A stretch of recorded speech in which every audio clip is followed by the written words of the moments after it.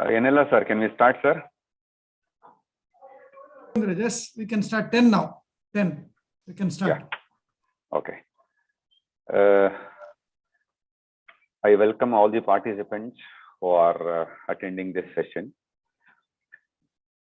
The present speaker is Professor S.M. Mallikarjunayya, who obtained his master's degree in the year 2003 from Bangalore University, obtained his MS in the year 2007 from the University of Rio Grande Valley, USA, obtained PhD degree in the year 2015 from Texas A&M University, College Station, USA. And also he obtained his postdoctoral from 2015 to 18 from Worcester Polytechnic Institute, Worcester, USA. To his credit, he has obtained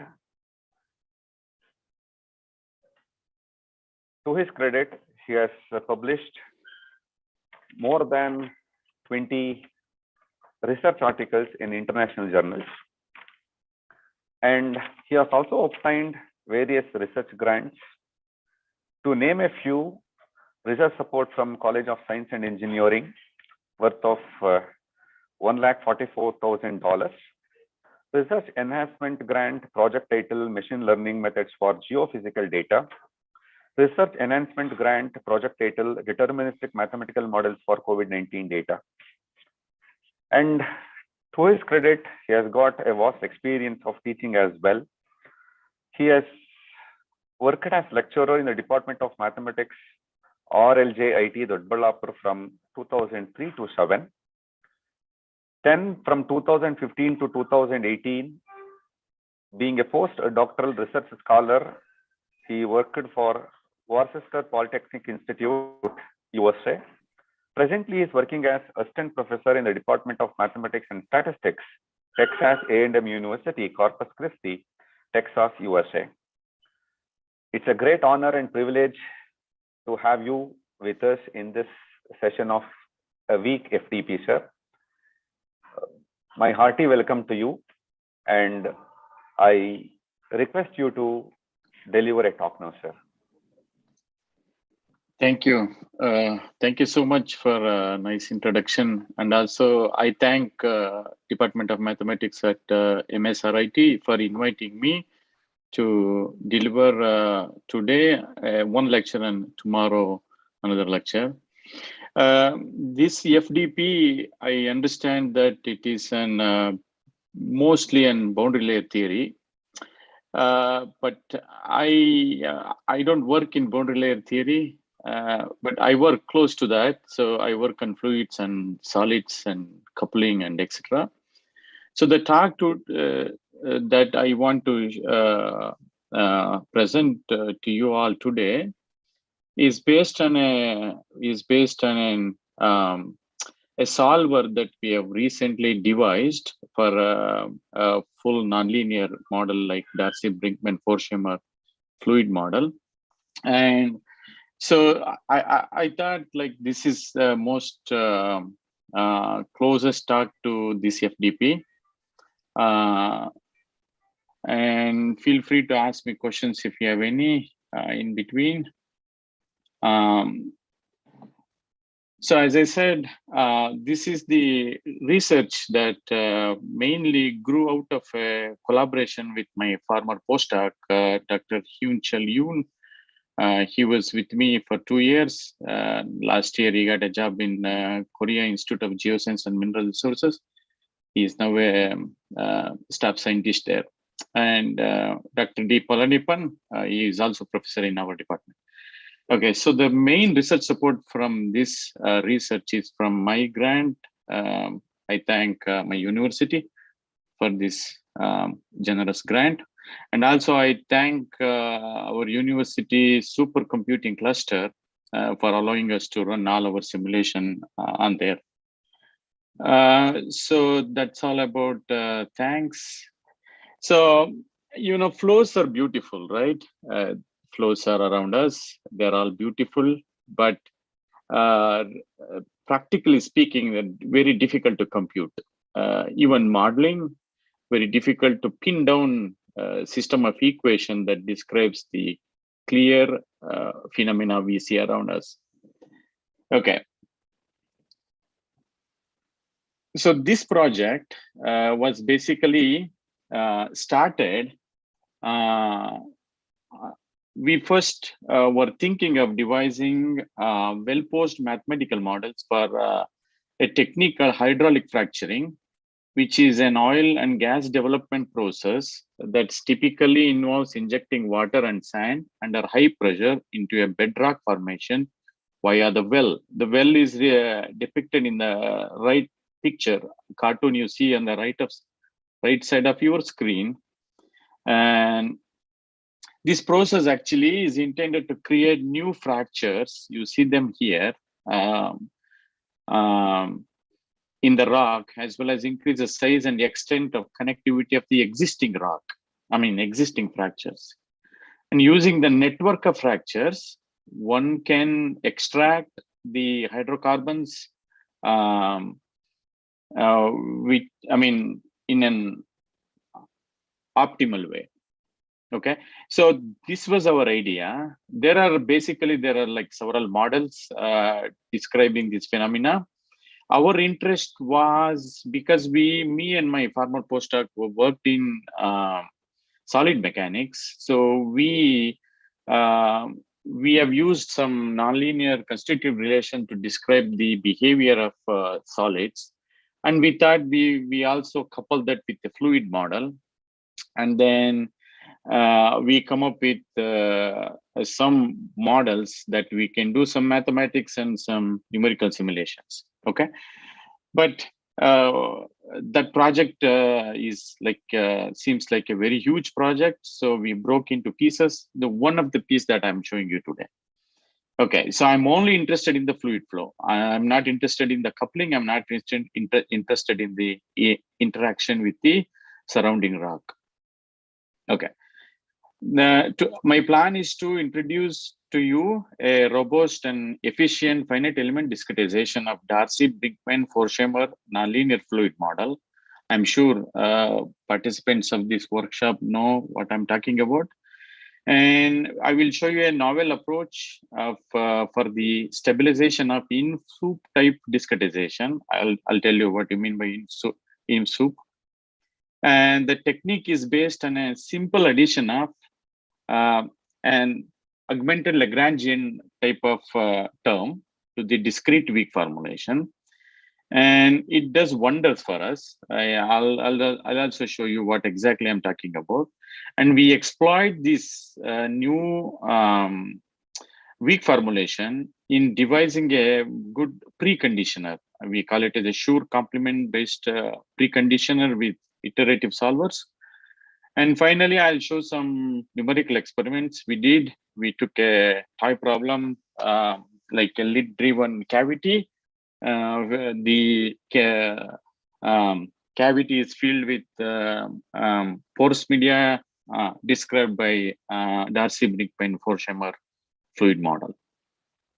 So, and our code can be easily extendable to any multiphysics applications, including hydraulic fracturing. Okay. The mathematical model describing the behavior of fluid in porous media given by Darcy-Brinkman-Forchheimer, which is described very well in this paper, Joseph Neal paper in 1982. Now, the fluid model that we are interested in is we have inertia effects and incompressibility can care, everything described by this set of partial differential equations, where omega is a bounded domain, polygonal domain, and u is the fluid velocity, p is the pressure, k and phi are defined like that. Mu is the dynamic viscosity, and rho is the fluid density, and beta is the Forchheimer coefficient, and f tilde is the external force. Okay. Okay. Now this is I mean, the set is still with dimension. So we do as we do usually. So we non-dimensionalize using X star, U star, P star. And this is not the only non-dimensionalization quantities one can come up with based on the application. Now here for us, this was sufficient, okay? Where L and U naught are the length, the characteristic length and the velocity. Okay, but then when you redefine your PDE, the dimensionless equations look like this. The last two equations at the end of the slide, where here CF is the dimensionless a quantity that defines the inertial resistance, and RE is the Reynolds number and dA is the Darcy number. Okay, now here U, as I said, U is a vector quantity. So the norm here on the right side is the, you can think of it as the length of the vector. Okay, and now the question is what kind of numerical method one can devise for this. So there are so many methods available in the literature, starting with finite difference, finite volume, but our interest was devising the finite element method. And let me introduce some notations. So omega, as I said before, it's a non-convex bounded domain, polygonal domain, and the boundary is a ellipsis boundary. And XB, the norm linear space defined on omega. LP is the usual Lebesgue integrable functions. And in particular, L2 is the square integrable functions, which are defined in this equation L2 omega. That's a classical square integrable functions. And then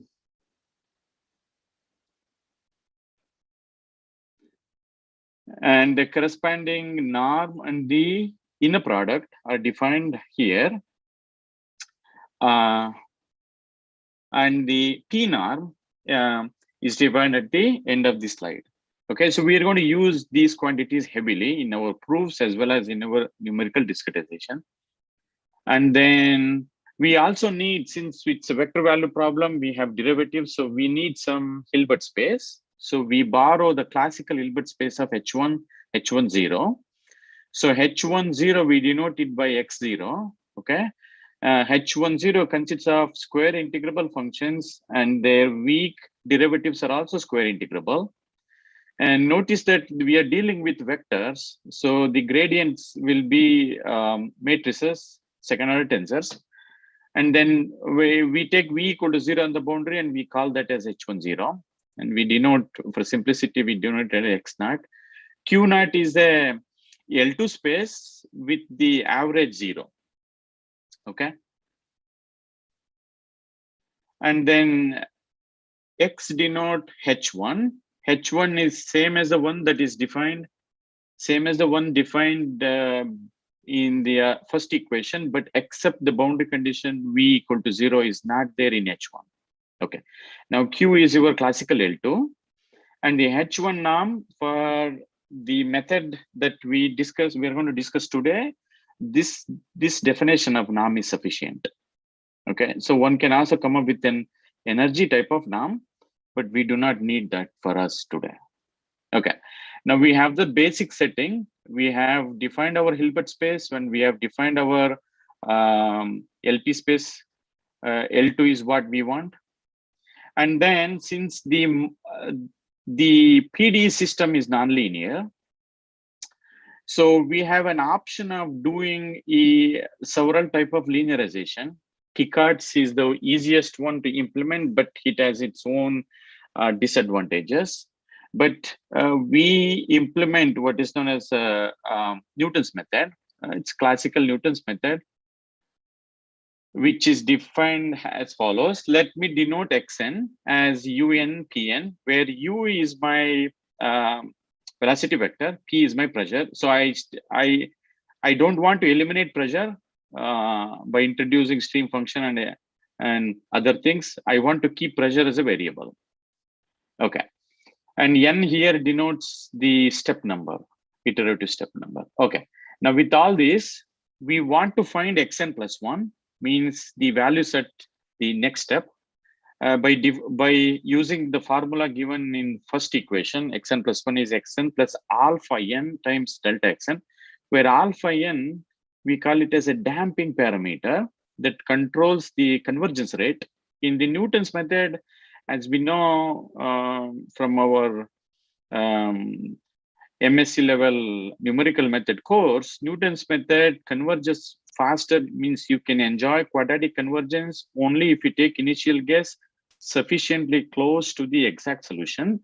But in order to, in order to get the optimal quadratic convergence rate, you cannot always multiply by 1 here, alpha n equal to 1. So you need some kind of a smoothing there. So that's why we use alpha n here. And later on, I'll show you, we can use it, what is known as the standard line search algorithm. And what is this delta xn? So delta xn is given by the second equation.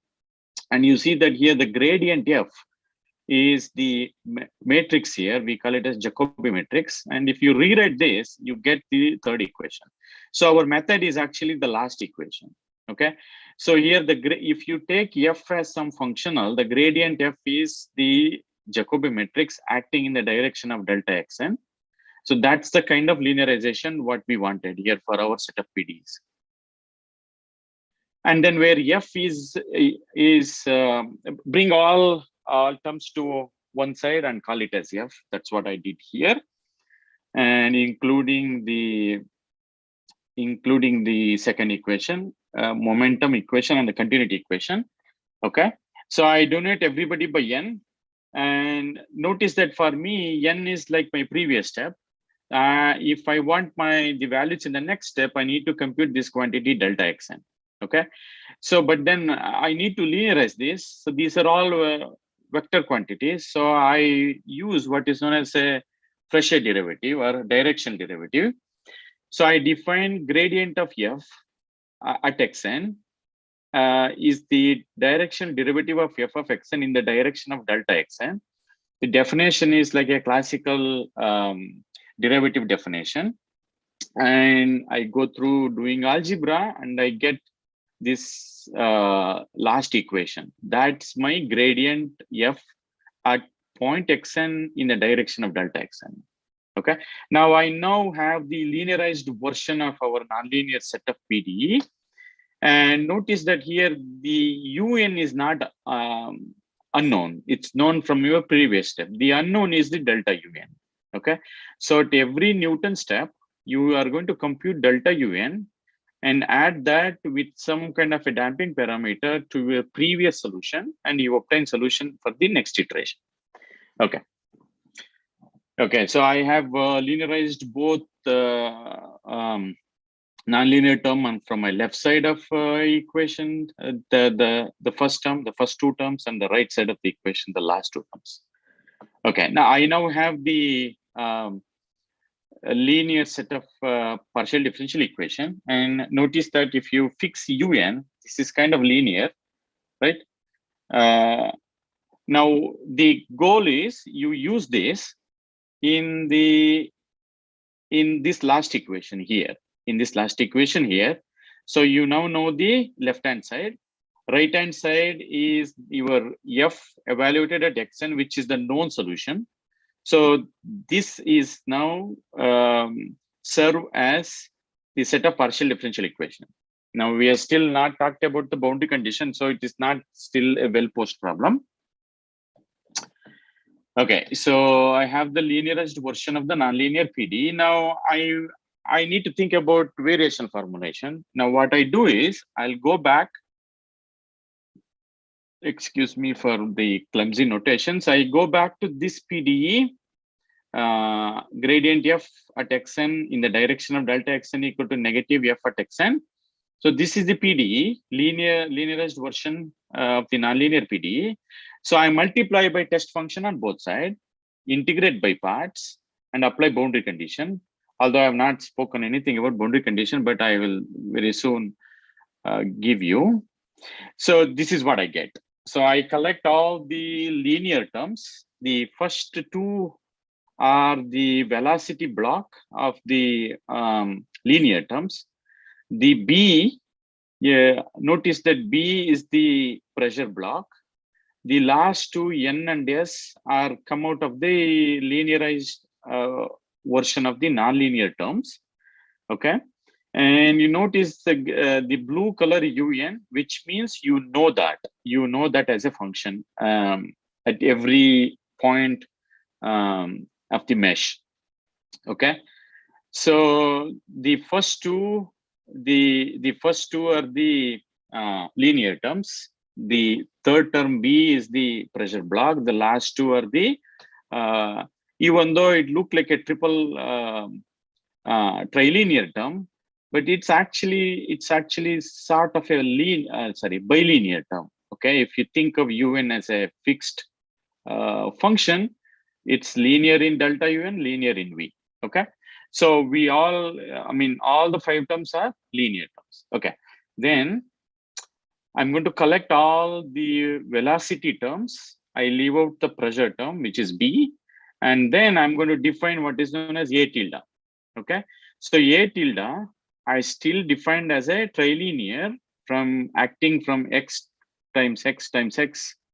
Okay, but as I said just now, if you take UN a fixed term, this is still bilinear. Okay, so I now have A tilde, which is 4 terms, but they're all velocity terms. Okay, I left out this pressure term. Okay, I'm going to define my problem. Continuous weak formulation is finding UN plus 1 in X.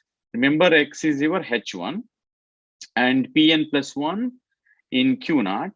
Remember, Q0 is your L2 with 0 average under some boundary condition. I took it as non-zero directly boundary condition, but the method and the numerical technique works even if you change boundary condition. Okay, now given U0, P0, this is sort of your initial guess. Okay, and for each N0, 1, 2, etc., you're going to solve for UN plus 1 and Pn plus 1 by solving this weak formulation. A tilde minus B equal to Fn, where what is Fn here? Fn is all your linear terms. Okay, although I'm sorry, I did a lot of information. So that Fn comes from, if you take this F, the linear version of this nonlinear PDE, okay, and multiply by test function, integrate by parts, that is your little Fn. Okay, that's your little Fn. Okay, now this is our problem. That's our continuous weak formulation. And we have one issue here. Now, to be honest, no finite element, exactly no finite element method, there are hundreds of thousands available in the literature. No finite element method exactly satisfy the second equation.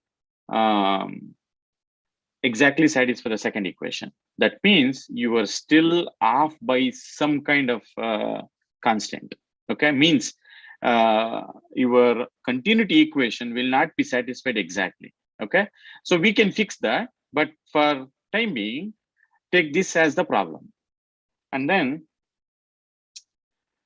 now before we devise what is known as discrete finite element method, here the goal is to approximate this velocity variable and the pressure variable by some suitable test functions or polynomials. Now that has to satisfy what is known as in soup condition. What is this? So if you assume your omega is a bounded polygonal domain, there exists a constant C that satisfies this inequality. Okay, notice the numerator is the, like you take the pressure variable integrated against the divergence of your velocity type of quantity. Okay, divide by the respective norms has to be greater than some constant C. Okay, now the proof is available in a classical finite element textbook.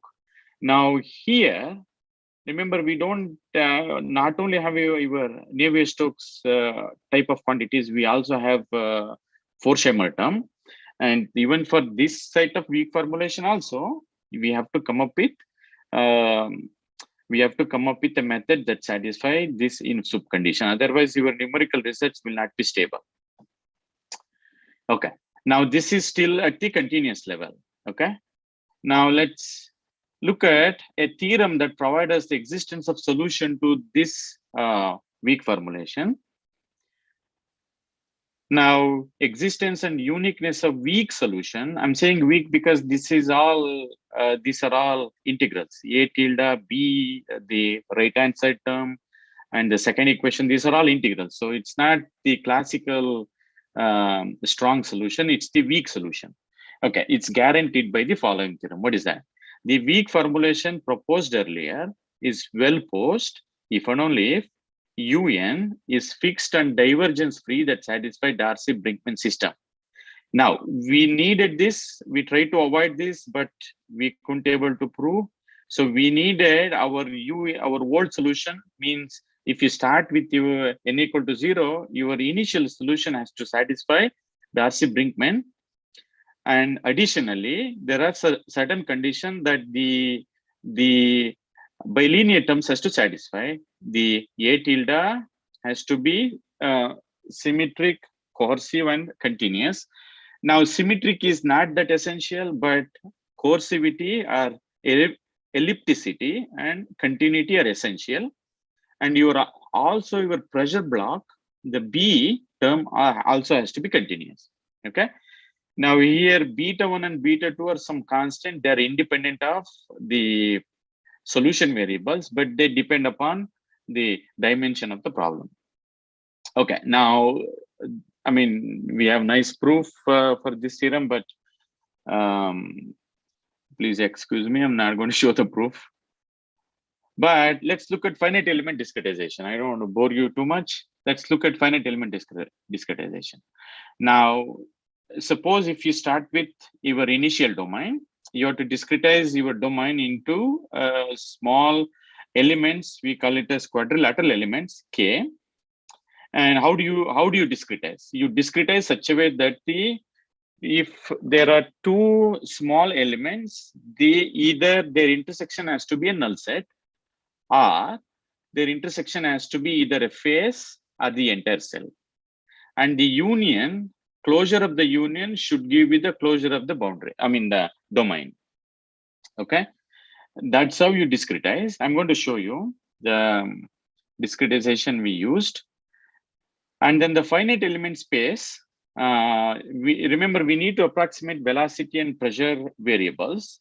So we define a finite element space in this equation. We use continuous elements. We don't have to use continuous elements for both. There are already, I mean, there are other methods available. One can use discontinuous elements also, but here in this work, we used continuous elements. Globally continuous, but in each cell it is a tensor product of polynomials. Now QK is, think of it like Q1 as a linear polynomial, but it's a tensor product of 1x, 1y. Okay, so Q2 is a tensor product of quadratic polynomial. The bases are 1x x square and 1y y square. Okay, that's an each cell. So now remember that at our continuous level, we needed to satisfy an in-soup type condition. So even at the discrete level, also we needed to satisfy similar type of condition, and that will be satisfied only by choice of certain functions. I'm going to tell you in a second. And let me define the discrete space XH. It's the intersection of the finite element space I'm defined here with the continuous H1 and QH intersection of this with the Q, where Q is L2, right? And then our discretization also needs to satisfy the discrete in-soup compatibility condition. Now here is what the trouble is. Why? Now, remember, we are approximating two quantities, the velocity, which has two components, and the pressure is a scalar quantity. But if you notice the weak formulation, the velocity has derivatives, right? The velocity has derivatives here, the gradient, etc. But the pressure has no derivative, okay? So that means in order to satisfy the discrete version of this condition, compatibility condition, you need quadratic polynomials to approximate velocity and linear polynomials to approximate pressure. Now, this is sort of challenging and also a nuisance because you have to create two sets of test function space. Every time you have approximate velocity, you borrow quadratic polynomials, and pressure, you borrow linear polynomials. We can avoid that, but that will be a completely different method. Okay, now here we did not avoid that. Okay, so our discretization as is satisfied with the discrete version of the in-soup condition. Okay. Now let's combine all these, and then let me put up a method. So we need to find UHN plus 1. Notice I have a subscript H that denotes that they're discrete, okay, in XH, and PH n plus 1 in QH, and UH satisfies some boundary condition. And I now have G tilde. G tilde is whatever the Dirichlet function you have as a boundary value, you project onto your finite element mesh. And then you start with some nice initial guess. Here for this problem, as I said before, we have to first solve Darcy-Brinkman and take that as your initial guess for the full Darcy-Brinkman Forsheimer model. And we slightly varied our weak formulation from our last step. Okay. Now, as I was saying before, there is no finite element, means there are no test function space that can give you that can provide you satisfying the continuity equation in weaker sense. Okay. So for that, since we know it is not exactly 0, what we did was we added that as a right-hand side. Okay, notice that this is UHN. Okay, that means you know that quantity before you solve this problem. Okay, now this is my problem. And then now the thing is we have the problem with Reynolds number, and for smaller viscosity or larger Reynolds number, we know we don't have a good method. Okay, so therefore we have to do something called stabilization. Now there are various other techniques of stabilization available, but what we did here is an sort of an Lagrangian kind of stabilization. What is that? So for the weak formulation of the velocity block A tilde, we added a new term. Okay, gamma times divergence of the velocity integrated against divergence of the test functions. Now, if you think about this, remember our velocity has to satisfy continuity equation, right? That means the divergence of velocity has to be exactly 0. But numerically, you can never get this exactly 0. So that means you will have some kind of a very small number. So that means whatever we added here numerically is not going to dissipate much into it's not going to dissipate, pollute our numerical results. Okay, and here this gamma, whatever we added, the stabilization parameter, it has to be greater or equal to 0. Okay, now there are various techniques available, not for Darcy-Brinkman Forsheimer. Okay, now this is the first study that came up with a proper numerical method for DBF. Okay, now the choice of this gamma is another interesting piece of work. Now here in this work, what we did was we choose the global constant gamma. Means, what is global constant? For the entire mesh, I'm going to choose 1 gamma. Okay, how do I choose? So I choose by this relationship. So you have, this is kind of an in soup kind of relationship where HK and HK plus 1, remember these are semi-norm, means they involve derivatives. They involve taking gradients of your numerical solution. Now remember, pressure is a constant, right?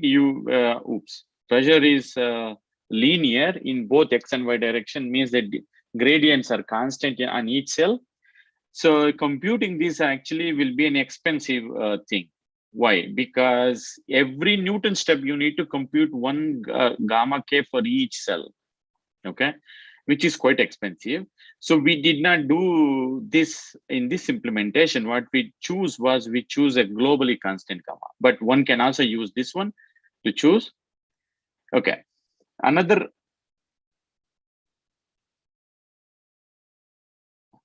Okay.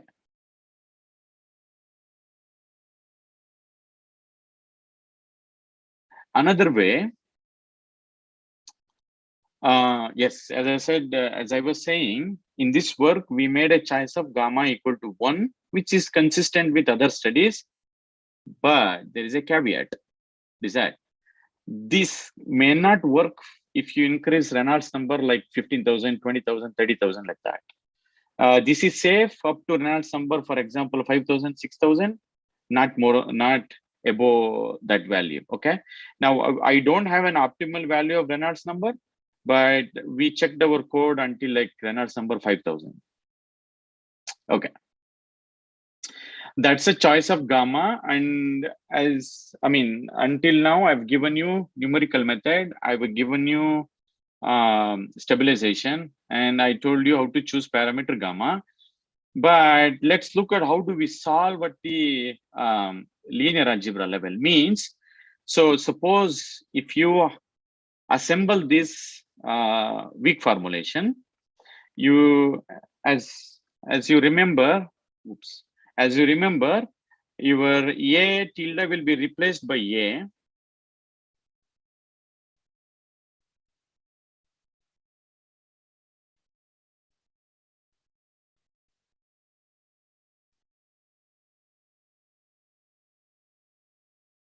Am I audible, sir? I'm getting some messages here.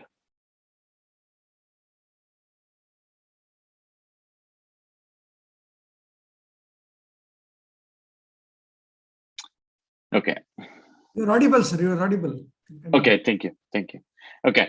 So as I was telling you that, so if you look at A tilde will be replaced by A, that means you have to assemble your velocity block in A and pressure block.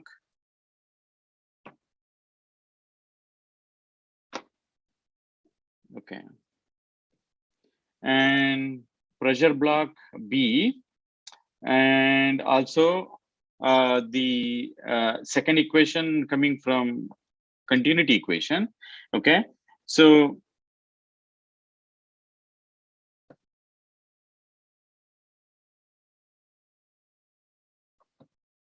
okay, I've been asked to wait for a minute.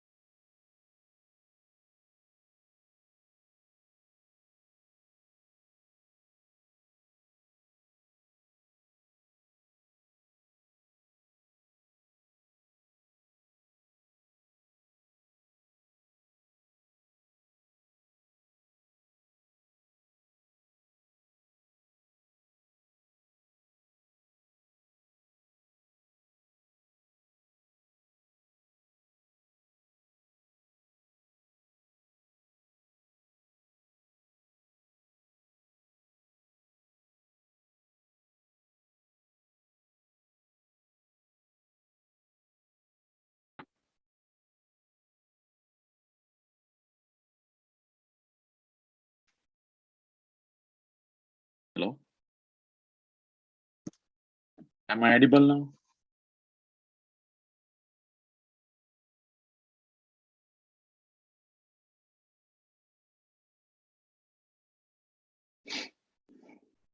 You are audible, sir.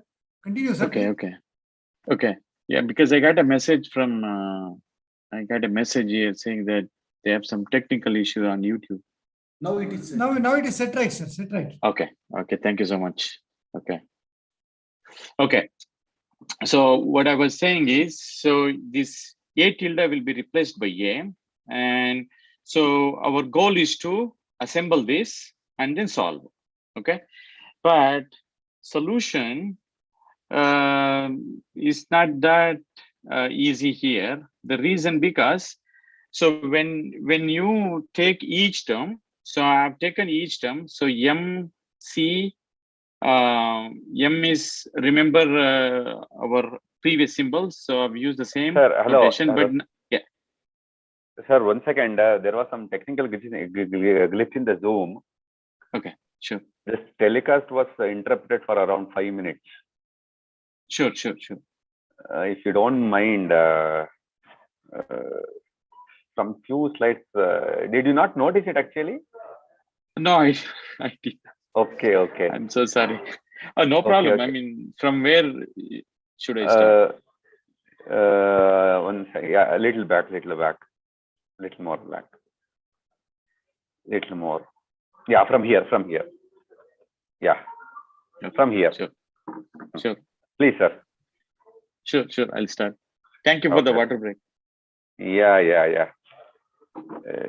Audience, okay. Sorry for the interruption. There was some technical glitch. This will be continued now. Okay. So let's rederive our weak formulation. Okay. So I'm going to start from this step. Okay. So now this is our variation formulation. Now what I did was I took the linearized version of the nonlinear PDE, means I have this is my linearized version. So I compute the left hand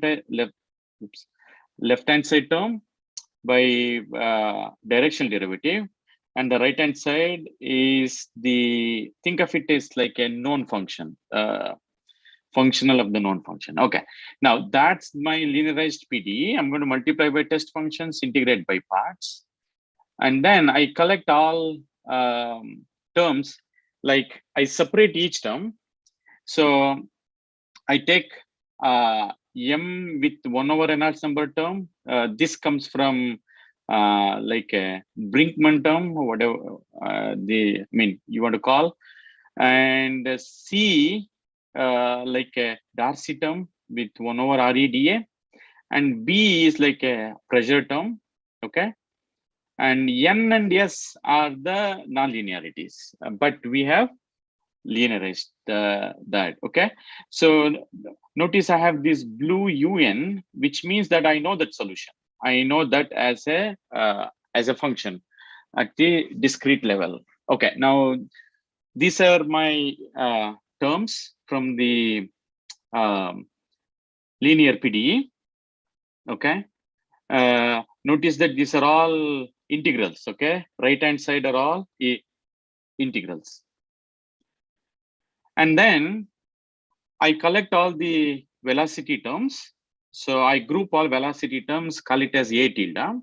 Okay, the reason, because when we assemble in a finite element method, when we assemble, so we assemble velocities as a group and pressure as a group and solve them separately, like a block matrix. Okay, so that's why I have velocities as grouped as A tilde. And also another thing is we needed these for our analysis also. Now this is the problem. Continuous weak formulation is find UN plus 1 and like UN plus 1 in X, okay, with some boundary condition. So I have some G, which is non-homogeneous boundary condition, and you start with some initial guess, U0, P0, okay. Now for the theory, you need your U0, P0 to satisfy some kind of a partial differential equation system. Okay. Later on, I'll show you a theorem. In that, we needed that to satisfy the Darcy-Brinkman system. Okay. Now, I have my velocity block A tilde and pressure block B, and right-hand side is all known terms coming out of linearization. And B is again the pressure block kind of equation. Okay. Now, I do this iteratively. That's why I have n from 0, 1 to blah, blah, blah. And test functions, test functions that for approximating velocities are in x0 means they have to satisfy 0 directly boundary condition. And Q approximating pressure test function space approximating pressure, and they satisfy, I mean, they are from Q0. Q0 is classical L2 with 0 average. So this is the problem, okay? We need to start from here, and then we need to think about what kind of finite element method we can come up with for this set of problem. Okay, we can turn this to a saddle point problem, okay? That can be possible within the same formulation, but I did not do that. Okay, now this, whatever the weak formulation we have posed, and then whatever the test function spaces we have chosen, they have to satisfy what is known as the in-soup condition, okay? Which is like, if you look at the numerator, so this comes from the pressure block divided by their norms on the respective functional spaces, okay? So that has to be greater than some positive number. Now, since our omega is we have assumed as bounded, so that guarantees the existence of C. And there is also proof, and also you can find the proof for this in any classical finite element textbooks. Okay, now this is the problem. Okay, so but the issue here is we have linearized version, right? And we needed to do two things. We needed our method to satisfy this in-soup condition. We also want our method to be computationally stable. Okay. Now, the existence and uniqueness of weak solution is guaranteed by this theorem, following theorem. The weak formulation, whatever we have proposed in the last slide, is well posed. If and only if UN, notice UN is your, when n is 0, U0 is your initial guess. Now it has to be divergence free, means divergence of UN should be exactly 0, and that satisfies Darcy-Brinkman system. So you first have to come up with some kind of a solution that satisfies the Darcy-Brinkman, and then use it in your Newton's method. That's the whole idea. Okay. And our velocity block A tilde and the pressure block B has to be continuous. And in addition, velocity block A tilde has to be elliptic, coercivity. Okay.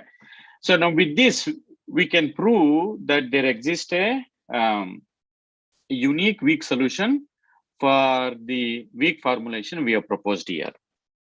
Okay. Now the proof of the theorem will be in our paper, but okay, I'm not going to show that today. So, but let's look at how do we propose finite element method. Okay, so now we take a domain omega, discretize that into quadrilateral elements. Okay, you can also do triangular elements, perfectly fine.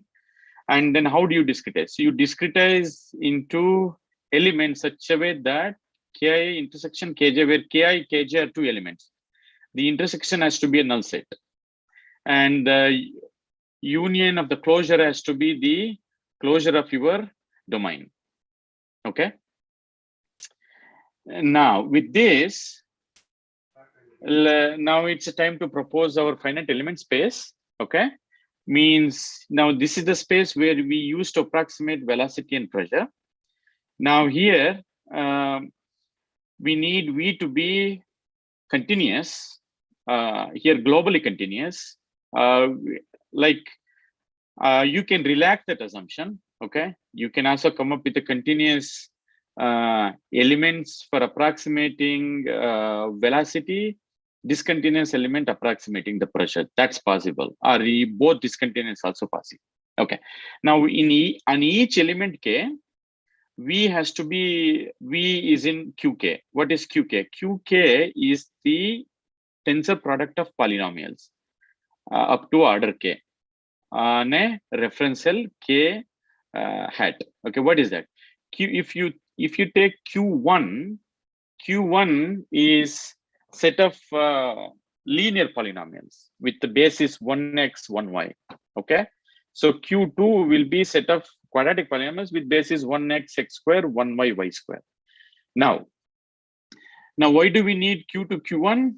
Because we needed to satisfy, remember, we needed to satisfy in soup condition.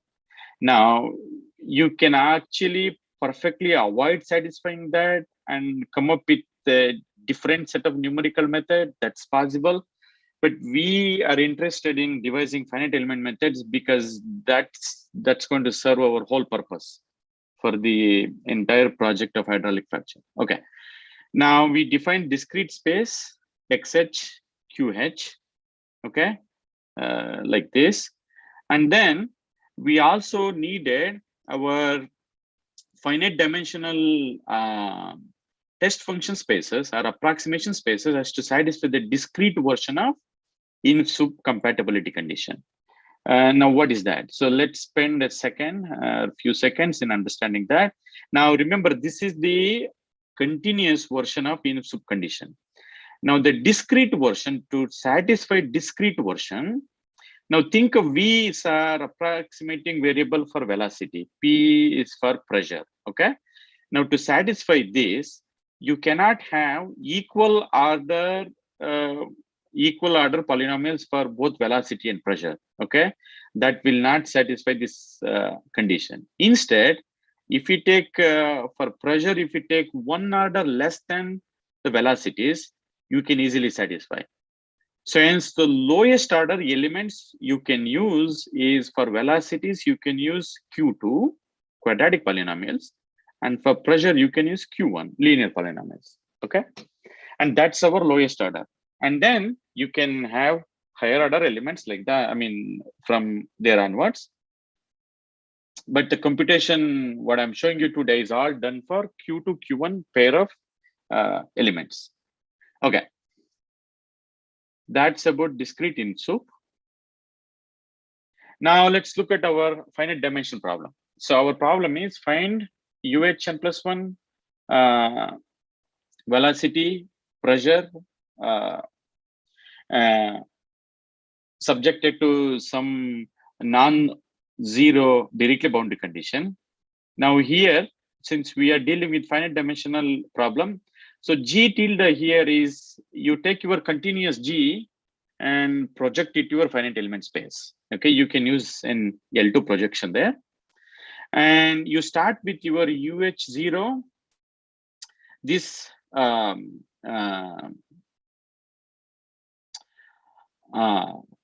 this pair that comes out of solving Darcy-Brinkman system. Okay, now what do I mean? I mean, before you even start, you press the enter button for this method, you solve Darcy-Brinkman problem first. Okay, and you get the solution that satisfies Darcy-Brinkman and use that solution as your initial get, both velocity and pressure.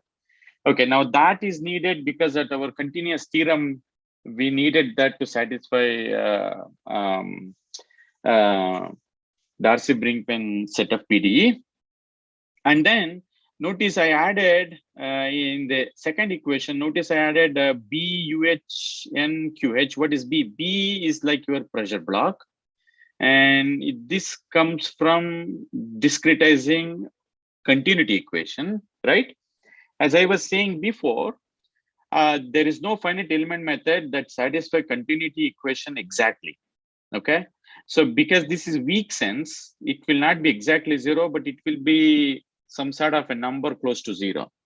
And then, so therefore, what we can do is we can, instead of taking 0 on the right side, we can take some non-zero, okay, and say, so that this our Newton update, because remember we impose 0 boundary condition for Newton update.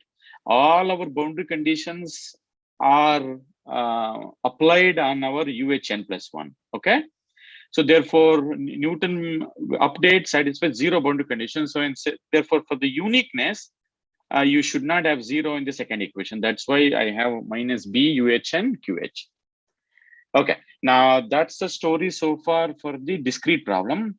Now here, your A tilde, remember your A tilde is still contains all velocity terms. Now, because we have like two nonlinearities, right, coming from u dot del u and also from the Forshammer term. So the method will not be stable, okay? If you just use this, if you give this to your linear algebra, your method will not be stable. So you have to come up with some kind of a stabilization, okay? Remember, you also have u dot gradient u. That is the term that gives you a lot of pain. So in order to avoid that, you add what is known as a stabilization. That's the second term in the last equation. And if you notice that this is not the, I mean, numerically, this is not a large value you're adding artificially, because your numerical solution, remember, has to satisfy your continuity equation. Now, in the weaker sense, it will not be exactly 0, but some value close to 0. So that's why this adding this is not going to pollute your numerical solution. And then this gamma is, we call it as a stabilization parameter. And if it is 0, then you are not going to add anything. Okay. Then you can actually try, take gamma equal to 0, give this to linear algebra, and see what solution velocity and pressure you get. And you will see some oscillation. Okay, now to avoid that, you add the non-zero gamma. I'm going to tell you in the next slide how to come up with an optimal parameter for gamma. That's another very interesting question. Question is choice of the parameter gamma. What is that? How do we choose? Now, there are various ways to choose, but in this work, we have chosen that gamma has to be a globally constant, means just one value for the entire mesh. Now, we could also choose gamma based on this equation. It's a maximum of some ratio of the norms. Okay, this is a semi-norm, means it involves computing derivatives on each cell. Okay, you subtract your viscosity. Now, if its viscosity is small, now this is always troublesome. Okay. Now, we can also come up with another way of choosing this parameter gamma. That is all open problems. But if we want to use this equation, or sort of an equation to compute our optimal gamma for each cell K, these quantities are expensive. Why? Because you have to compute the derivatives of your numerical solution, and then you have to take the integrals. So those are quite expensive. If your mesh is very fine, then you need to compute this large quantities. So we don't want to do that at this stage. We wanted to just choose one gamma and try our luck. Fortunately, gamma equal to 1 worked. Okay, so in this work, we used gamma equal to 1, which is consistent with other studies in the literature. But there is a caveat. This is safe, means gamma equal to 1, close to 1 is safe up to certain value of Reynolds number. Means if you choose Reynolds number equal to 15,000 or 20,000 or 10,000, this method is not going to work. This is safer until Reynolds number equal to like 5,000-6,000. Okay, but we have done numerical simulation until like 3,000. So up to that, we didn't see any oscillations. Okay, but as I said, to be honest with you, this is not the only way to choose gamma. Okay, but gamma equal to 1 worked. Okay. Now let's look at the solver and what sort of preconditioner you want to choose. Okay, remember, if you assemble these each terms in your weak formulation, this A tilde, remember you are going to replace A tilde by A, right? So A is your velocity block. Knowing UHN, you are assembling for delta UHN, and VH is your test functions. And then B is your pressure block. F is your right-hand side, all linear terms. They're all solution from the previous Newton iteration. And then B is the pressure block, right? So you assemble this for velocity and pressure, and you get a block matrix. Okay. How does it look? So the entries, I'm going to call them as Mij, Cij, Nij, Sij. These are all, and also B. These are all the terms that I showed before, where you see these are test functions. Okay. And the right-hand side of these equations are all integrals. Means you want to assemble Ij run from your each mesh element. So when you want to assemble, you are going to assemble for each element in your mesh. Okay. So these are entries of each matrices. Now notice this Lij is the new entry, which is the term that we added as a augmented Lagrangian term. Okay. Which contains gamma. Okay. That's the new term. So you remember, we only add that to the velocity block. So pressure block, you don't have to worry, only velocity block, you have to add that term. Okay. Now we have each of these submatrices. Okay. We add M, C, N, S, and L will give us velocity block of the big matrix, and B will give the pressure block. Okay. How does it look like? So the assembled linear system for the discretized system results in the matrix of this form: A tilde X equal to sub G. Okay. Remember, what is your A tilde? A tilde is block matrix. The 0, 0 entry, 0, 0 means first row, first column. I'm going to call it a 0, 0. So 0, 0 entry consists of all velocity block, and 0, 1 entry consists of pressure block, and 1, 0 consists of velocity block. Pressure block. 0, 0 is the 0. Okay. 1, 1 is the 0. Now here, notice that I use W. Now where does this come from? So this come from assembling your L term. Okay. Your L, the Lagrangian term that we added. Okay. Now that W has to be positive definite matrix, and you can choose that based on the application. Now for this, I will show you in the next slide how I choose W. And here, if I look at the velocity block, I have to assemble that entire submatrix. Okay. But then so remember, we assemble A tilde and we have to solve for X, right? So where X is like a 2-block vector. The first block is all velocity unknowns. The second block is pressure unknown. Now, if you solve this by using a standard linear solver, conjugate gradient, okay, or standard matrix inverse, it's going to take humongously large number of iterations to converge. Now we basically want to avoid all those. Why? Because when we do time dependent problem, we cannot spend that much of iteration on every time step, because every Newton solver has to converge and we have to march on to next time step. So it's going to be time consuming solver, and nobody likes that way. So I want to come up with a preconditioner. What is the precondition? Preconditioner is this unknown vector X is replaced by some matrix inverse times Y. Okay. Think of it is like a LU decomposition method. Okay.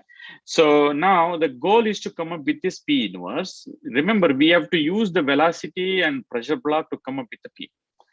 Now for this application, we came up with this kind of P, where A gamma contains all velocity block, P contains a pressure block. Now we have what is known as S tilde, that is a sure complement. Why? Because the inverse of this kind of block matrix is easy to compute. That is why we have chosen such a block triangular preconditioner. Okay. Now, if you ask me, is this the only way? The answer is no. There are many other preconditioners available, but for this application, we came up with this precondition. We also have some proofs, convergence and finding optimal convergence rate, and this precondition worked pretty well for our case. Okay, remember we need to compute inverse for this preconditioner, and this S tilde is the sure complement, and somehow we have to when we define sure complement, we need to accommodate physics into our solver. So we came up with minus mu MP inverse minus gamma W inverse. Now here MP and W are still unknown until now. Now I'm going to reveal the secret, where this MP and W, you can choose the entries of the pressure mass matrix, okay, which are very easy to compute. Now, the way we have chosen this MP and W, this comes from the definition of S tilde inverse, which I've given in the last equation of this slide.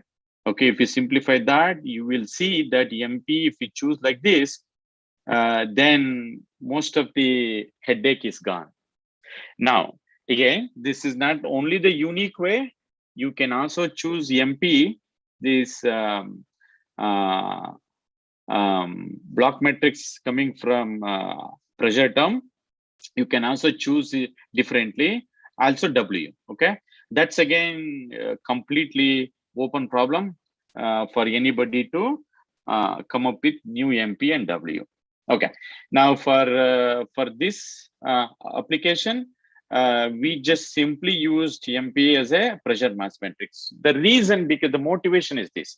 So we looked at several other papers in the literature that has kind of augmented Lagrangian method for Navier-Stokes problem, and in several applications, and we saw there the pressure mass matrix, for them it worked.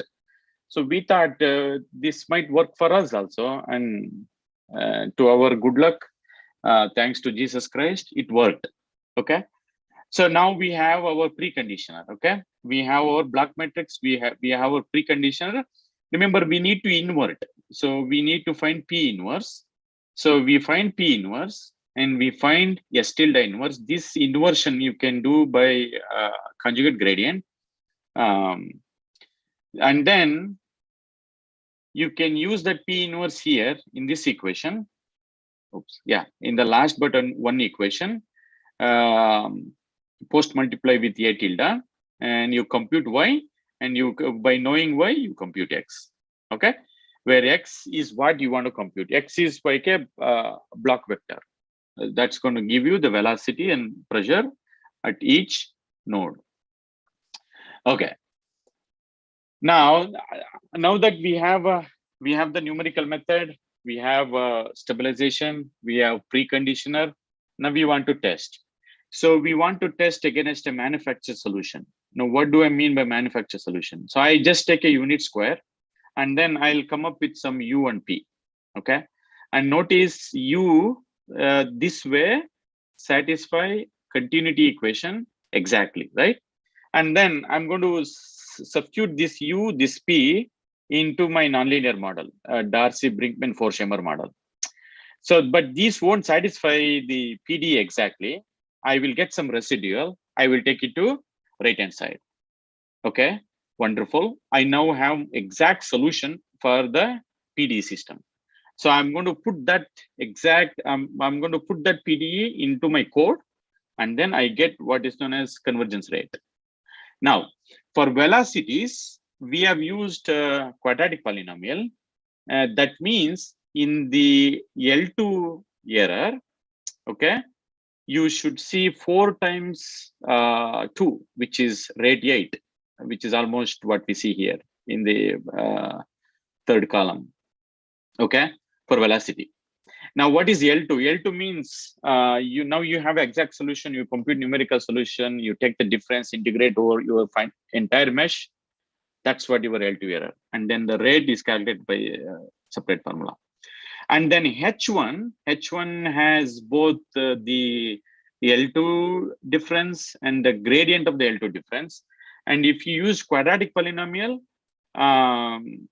the H1 rate has to be twice the order of the polynomial, which is 4, 2 times 2, 4. So that's what we see here, the rate 4. And you see number of degrees of freedom is number of unknowns in your matrix. If you have 9,539, you see optimal rate as 4 for H1 and 8 as for L2. Okay, now let's look at the pressure. So pressure in the L2 sense, remember pressure we have used linear polynomial, so there is no H1. Okay, so in the L2 sense, the pressure rate has to be 4 times the order of the polynomial. Okay, and that's what we see here, which is the rate 4. So we can somewhat trust our numerical method as well as our computational code. Okay, so it worked against a manufactured solution. Okay, now let's look at comparing our numerical result with some benchmark problem in the literature. And now for that, we used a simple lid-driven cavity problem, which has been solved by like thousands of lakhs of research articles. So, and there is finite element, finite difference, all those methods. But remember, we have the DBF system, right? And we look at this boundary and also boundary condition. And we took classical benchmark results of GIA, okay? And the left side picture, what you see is vertical velocity along the midline, the blue dotted line, and UX, the right side picture, what you see is the horizontal velocity, horizontal velocity along the red dotted line, okay? And we compared with GIA. So the line, what you see here in 2 pictures is our results. The symbols, what you see is from GIA, okay? Which is very well referred paper. And we have tested for Reynolds number 3200 and Reynolds number equal to 1000 for both horizontal and vertical velocities. Okay, and we see that a good comparison. We could also present the absolute difference, etc. Okay. Now that we have tested our code against manufactured solution, we have compared our numerical results with something from in the literature. Now let's look at how do we do mesh adaptivity. Now, what is mesh adaptivity here? Now, remember, we needed to achieve good, accurate results because the overall project, as I was saying in the beginning, devising a proper solver for hydraulic fracture model, and their computations, especially computing the crack width and the speed of the crack are very important, has to be precise when you want to compare with the field data.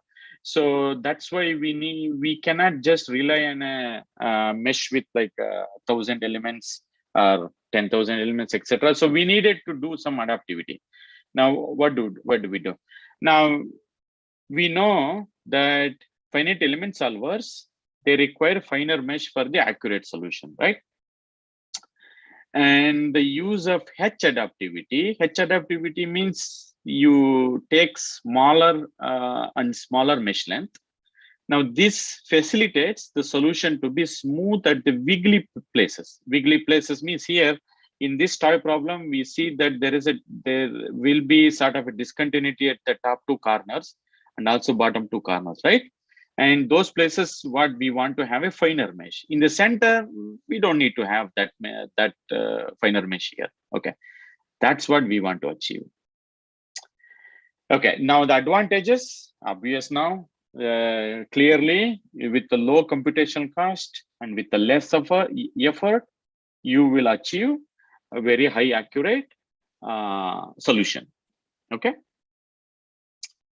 Now in this work, the present work, what we have used gradient jump at the cell faces as the indicator. Now, what do I mean by gradient jump? So I look at two neighboring cells. I look at the jump in the gradient across each face, and I integrate over the face. Okay, and I call that as my eta k, where eta k is my indicator. Now, wherever this guy is large, that is the place where I need to introduce more cells. Wherever this error is sufficiently small, I don't need to refine that mesh. I keep the mesh as it is. Okay, now you can ask me, now remember, this only uses velocities, right? This does not use pressure. Now, there is, this is still an open issue, coming up with some sort of a good indicator that couples both velocity and pressure. Now, this is how we started. The left side cartoon is what our starting mesh, okay? The right side is what we get in the next step. Means I take my partial differential equation system, I solve them here on this mesh, then I compute this quantity eta k in each cell.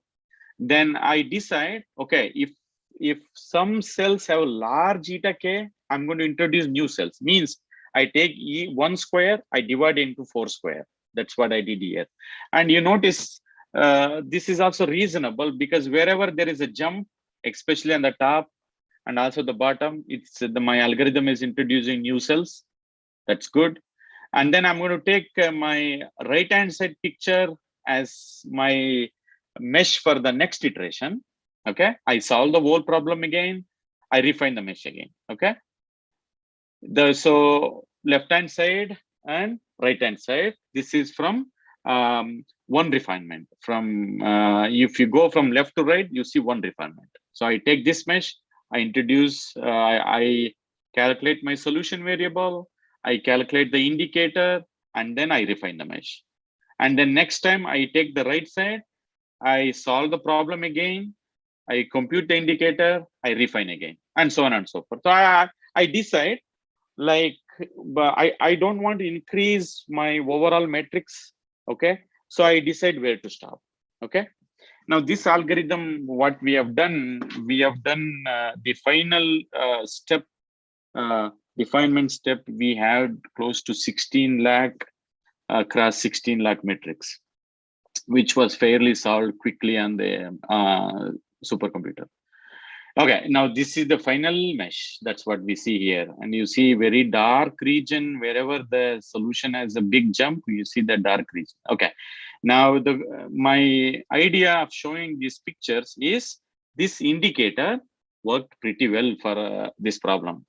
Again, this may not be suitable for some other application. You have to come up with a separate indicator. That's a challenging part. Okay, then let's look at some numerical tests. So we, based on Reynolds number and Darcy number, we group into two groups. I mean, we group some examples into two groups. The group 1 has the product of Reynolds Darcy less than 1. Group 2 has product of Reynolds Darcy greater than or equal to 1. And I vary Reynolds number from 10 all the way to 1000. And then Darcy number, I take it to 4, 10 to the, I mean, 25, 10 to the minus 7, all the way up to 25. Okay, which is a wide range of variation in Darcy. But if you think the smallest Darcy I'm using a really small, but you know, in the real practical petroleum engineering application, they take Darcy number as 10 to the minus 30, 10 to the minus 40, like that. Okay, for them, this number is still huge. Okay, now these are, we have 9 examples in each group, and we run our code. And then notice that we have introduced the augmented Lagrangian term. Now that one, if you take that equal to 0, that means you do not add any artificial term, then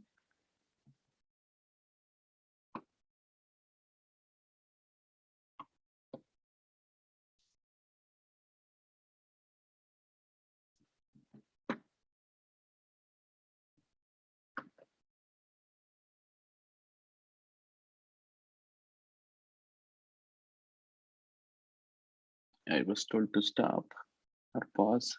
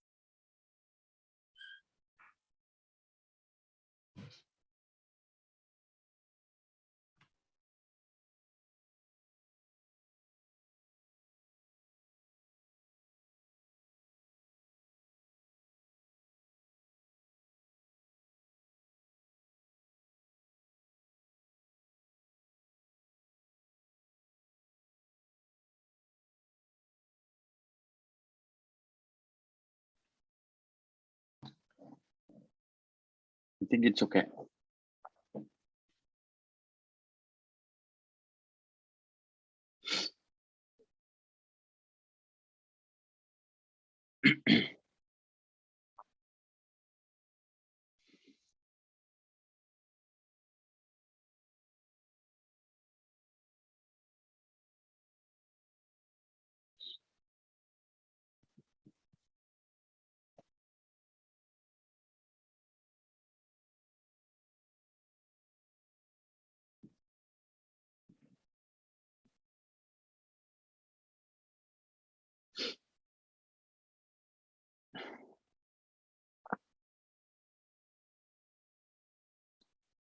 Is it okay now? Can I continue?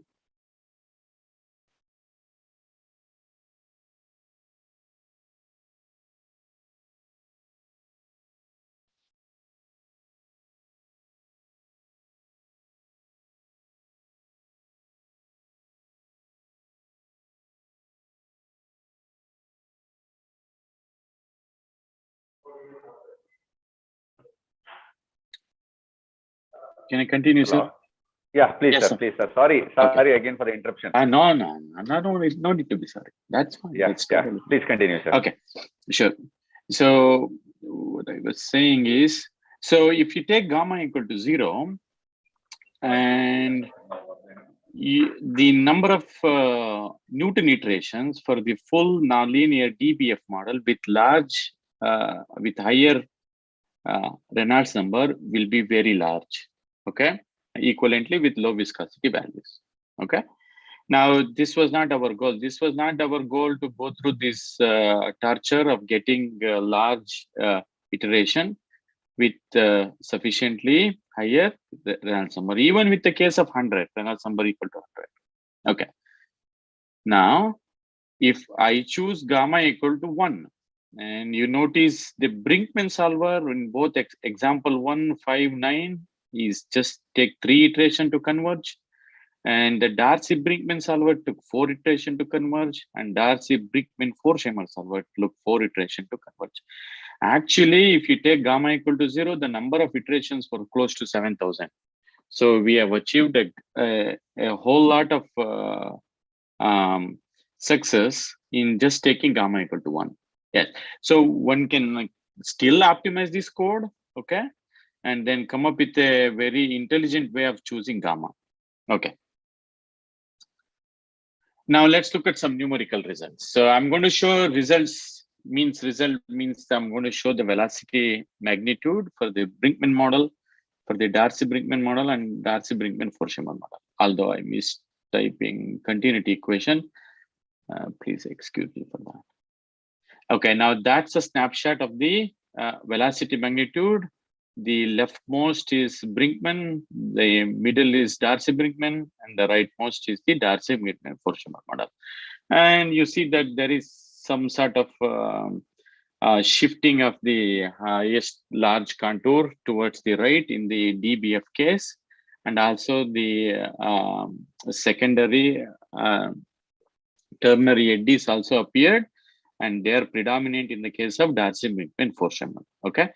I mean, one can understand those behavior through physics of fluids, but that was not our goal. Our goal is to come up with a solver, and we have, I think we have achieved that. Okay, thank you so much for your attention. And I also thank the department at MSRIT for this opportunity. Thank you very much from our side also, sir. My pleasure, sir. Thank you very much, sir.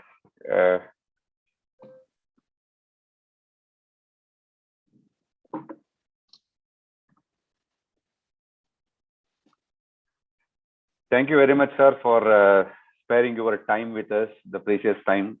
And we all apologize for the technical glitch which happened in between and for the interruption in between. It was a wonderful talk.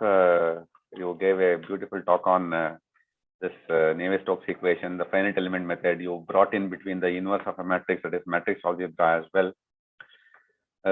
Thanks a lot again, sir. Thanks a lot. We'll meet tomorrow again, sir. Sure. Okay, Sure. Thank you very much, sir. Very nice. Thank you, sir. This will close the session today, and we'll commence the next session again. Thank you.